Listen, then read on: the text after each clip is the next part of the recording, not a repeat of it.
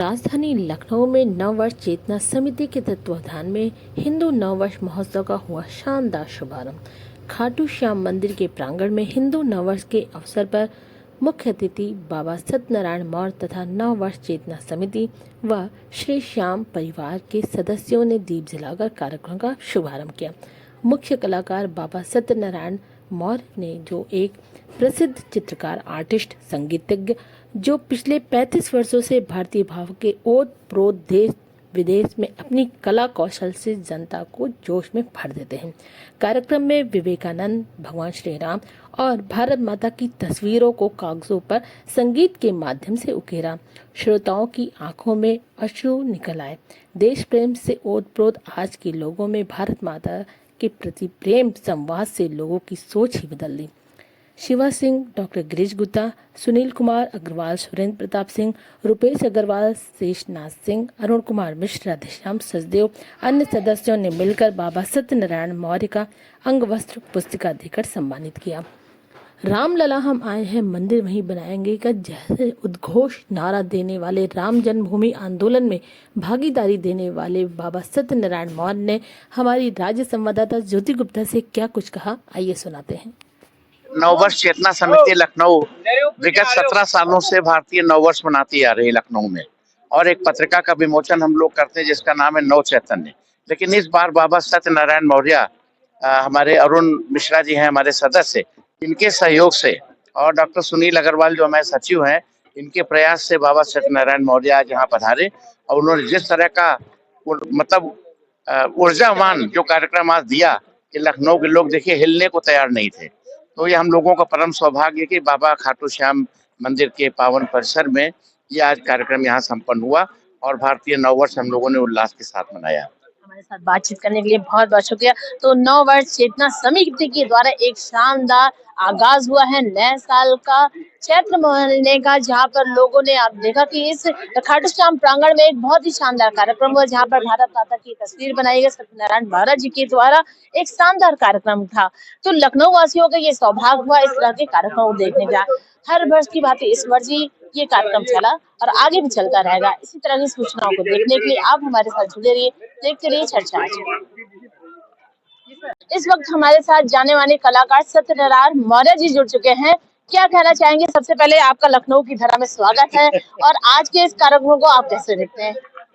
आज का कार्यक्रम अद्भुत, संख्या की दृष्टि से नहीं देख रहा हूँ, मैं देख रहा हूँ जितने लोग जुड़े हुए थे वो बिल्कुल नववर्ष के रंग में थे, और आखिरी में तो बहुत ही रंग में आए। तो काफी अच्छा लगा। भगवान लक्ष्मण की धरती है, तो आके बहुत अच्छा लगा। पहले भी लखनऊ में 2-3 बार मैं आ चुका हूँ, तो आज पुनः आकर बहुत आनंद आया। जितनी प्रेम से लोगों ने सुना तो उससे मन में बहुत खुशी है। डॉक्टर गिरीश गुप्ता जी का ये पहल रहा है, हमेशा नववर्ष मनाते हैं। इनके नजरिए से नववर्ष तो हमेशा शानदार रहता है, आपके नजरिए से नववर्ष कैसा है रहा? नववर्ष धीरे धीरे समाज में चेतना आ रही है, क्योंकि आज के 30 साल पहले, 40 साल पहले जब बोलते थे नववर्ष तो लोग हंसते थे, कौन सा नववर्ष। लेकिन अब समाज में इतनी चेतना का संचार हुआ और धीरे धीरे नववर्ष, नवरात्रि, और इस कार्यक्रम में भी आपने देखा होगा नववर्ष के बहाने से हम केवल बात नहीं कर रहे हैं, हम अपने नववर्ष के महत्व को समझा भी रहे हैं, क्योंकि पूरी प्रकृति इस समय बदलती है। जो विज्ञान की बात है मैंने कही है कि साइंटिफिक रूप से नववर्ष क्यों है, यानी ज्योतिष के रूप से हम नववर्ष क्यों मनाते हैं, प्रकृति के रूप से भी चारों तरफ नववर्ष मन रहा है। हम गाड़ियों से चले आ रहे हैं, रास्ते भर टेसू फूल रहे हैं, नई फसलें आ रही हैं, शरीर पर नई चमड़ी आ रही है, नए नए बाग बगीचों में फूल आ रहे हैं, आम में मोर लहरा रहे हैं, नीम की पत्ती पर नई नई टहनी आ रही हैं। ये पूरा वातावरण बता रहा है कि हमारा नववर्ष, और ये हमारा नववर्ष है जिसको पूरी प्रकृति मनाती है। तो पूरा आनंद लेते हुए हम आ रहे हैं, और अब नवरात्रि के बाद में शक्ति की आराधना करेंगे और राम के जन्मदिन तक पहुंचेंगे, और फिर अंत में हनुमान जी तो अपना काम दिखाएंगे। हनुमान जी यूथ को क्या कुछ कहना चाहेंगे? यूथ को मैं सारी बातें यूथ के लिए थी, और ये सब यूथ ही तो है। ये जितने आप देख रहे हैं, कोई 70 साल का हो जाने से यूथ कम नहीं होता। मेरे को देख रहे हो, मैं तो अभी यूथ भी नहीं हूँ। मेरा तो 55 के बाद तो बचपन शुरू हुआ है, तभी तो 5 साल का ही हूँ मैं। तो मैं सबको भी यही कहना चाहता हूँ कि परमात्मा थोड़ी बुढ़ा करता है, परमात्मा केवल शरीर को बूढ़ा करता है, मन से बूढ़ा व्यक्ति खुद होता है। तो हम तो मन से खेलते कूदते नाचते गाते, आपने देखा होगा मेरे उत्साह में नाचने गाने में कोई कमी नहीं थी। मैं अपनी मस्ती के लिए कार्यक्रम कर रहा था, मेरी मस्ती को लखनऊ वालों ने भी अपनी मस्ती में सब बदल लिया। तो ये मेरा सौभाग्य, नहीं तो मैं तो इतनी मस्ती में कार्यक्रम करता हूँ। तो हम सबकी जवानी बरकरार रहे, हम सबका बचपन बरकरार रहे, है ना। और हम सब जब तक परमात्मा, भारत अगर माता है तो हम बच्चे हैं, और जब तक माता के सामने बच्चा बुढ़ा हो ही नहीं सकता। भारत माता अनंत है, गंगा माता अनंत है, गोमती माता अनंत है, हम सब बच्चे बनकर लहराते रहे। चर्चा आज की के माध्यम से आप दर्शकों को क्या कुछ कहना चाहेंगे? उन दर्शकों को तो मैंने ये सारी बातें दर्शकों के लिए कही थी कि हम सब वास्तव में अपने धर्म को समझें। दुनिया में ऐसा कोई देश नहीं जहाँ इतनी वैज्ञानिकता है, दुनिया में ऐसा कोई देश नहीं जहाँ इतनी मानवता है, दुनिया में ऐसा कोई देश नहीं जिसने शांति का संदेश दुनिया को दिया हुआ है। लेकिन हमने कभी जोर से कहा ही नहीं, बस चिल्लाने वाले कह रहे, तो हम कभी सही चीज को तो देख ही नहीं पाते। सो सीधे एक उल्टा उल्टा छापो, लाख सती है, एक उल्टा उल्टा छापो। 10-25 हजार ट्रेन, 12 हजार ट्रेन रोज देश में चलती है, कभी खबर नहीं बनती कि आज 12 हजार ट्रेन टाइम पे पहुंच गई। लेकिन एक ट्रेन उलटती है, ब्रेकिंग न्यूज बनती है।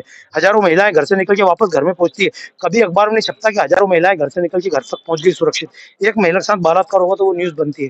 तो मैं कहता हूँ सकारात्मकता देखें और बुराई को अपन सामने प्रोजेक्ट करें, लेकिन जो समाज में अच्छे काम चल रहे हैं उनको जरूर हाईलाइट करें। अब आज गिरीश जी, ये पूरी टीम, हमारे सुनील जी और जितने अरुण भैया, सब लोग काम कर रहे हैं, इतना बड़ा जिन्होंने काम किया, तो आखिर उन्होंने अच्छा काम किया ना।